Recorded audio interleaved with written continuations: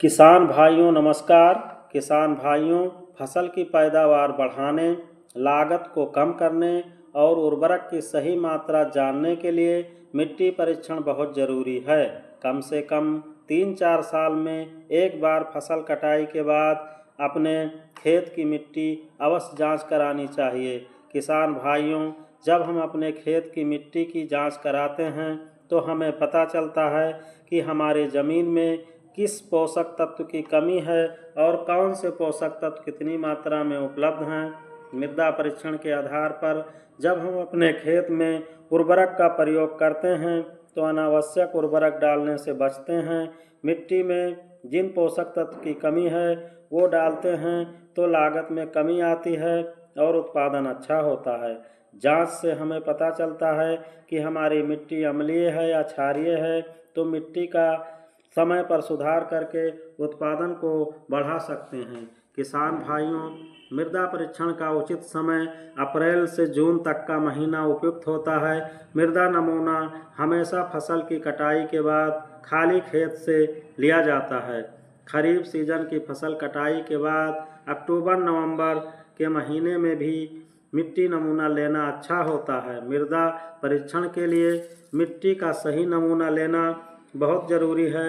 मृदा नमूना लेते समय हमें कुछ सावधानियां हैं, उनको ध्यान में रखना बहुत ज़रूरी है।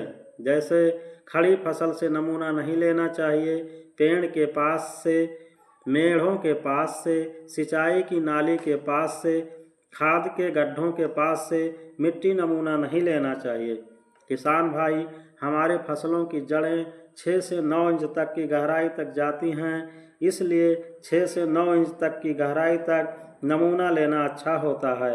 अगर हम 1 एकड़ ज़मीन का मृदा नमूना लेते हैं तो कम से कम 8 से 10 जगह से नमूना लेते हैं।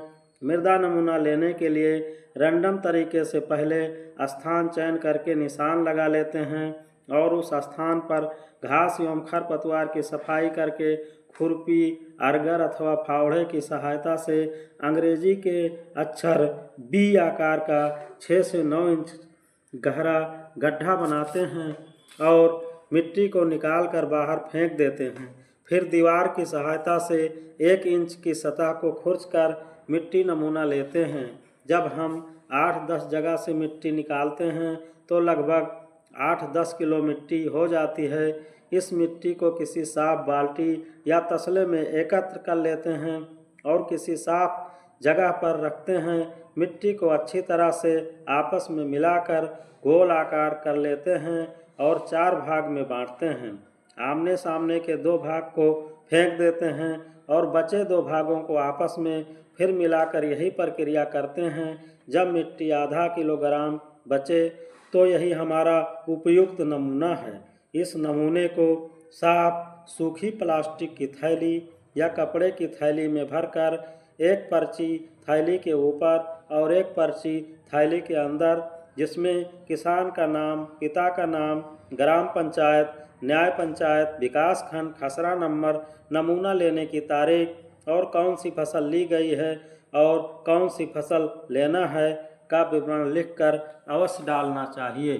अब नमूना जांच के लिए तैयार है। इसको अपने नज़दीकी कृषि विज्ञान केंद्र, तहसील स्तरीय मृदा परीक्षण प्रयोगशाला या जिला स्तर पर बने मृदा परीक्षण प्रयोगशाला में पहुंचाकर जांच करवाकर मृदा स्वास्थ्य कार्ड प्राप्त करके दी गई संस्तुति के आधार पर उर्वरकों का प्रयोग करके अपने खेत की उर्वरा शक्ति एवं उत्पादन बढ़ा सकते हैं। जानकारी अच्छी लगी हो तो लाइक एवं सब्सक्राइब अवश्य करें। फिर मिलेंगे नई जानकारी के साथ। धन्यवाद। जय जवान, जय किसान, जय विज्ञान।